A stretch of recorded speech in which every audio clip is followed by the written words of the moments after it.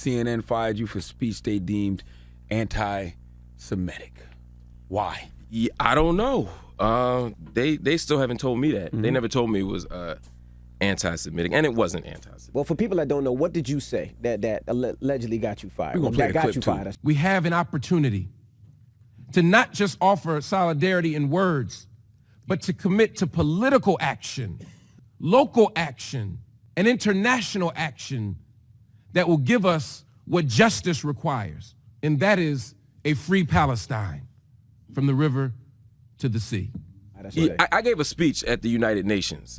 It wasn't like I had like a one-liner. It was a 22-minute speech where I laid out a criticism of the Israeli government. After you came from Palestine? After I came from Palestine. I got off the plane, went straight there.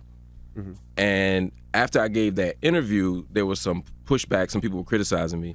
And then the next morning, I got a call from CNN. And they said that that the speech was not in line with their values. I said, well, which part of the speech?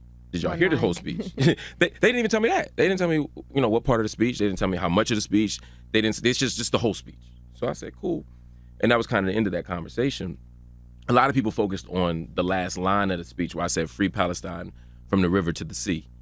There comes a point in your life and in your work where you have to take a principled stand, and some people aren't going to agree with you. Right. I stand with a firm critique of Israel.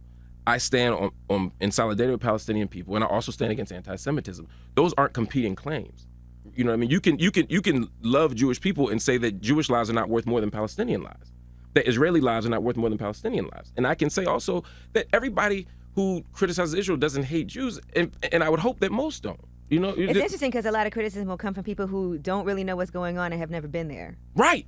And when you go there and you're walking through a place like Isawiya, and I'm watching an 80-year-old man have to pull down his pants at a checkpoint, the lack of, when I'm watching children go through checkpoints, the ritual humiliation of being a child walking through checkpoints, when I'm watching women have to go through forests and bushes to go around checkpoints, 80 and 90-year-old women to sell vegetables in East Jerusalem, and then they get fined and they lose all their money. When I'm watching children getting beaten with nightsticks, when I'm watching stop and frisk on Via Dolorosa, the very walkway where Jesus occupied the 7 stations of the cross, when I'm watching that happen, and I'm also watching children being stopped and frisked, which is outside the tradition of any religion.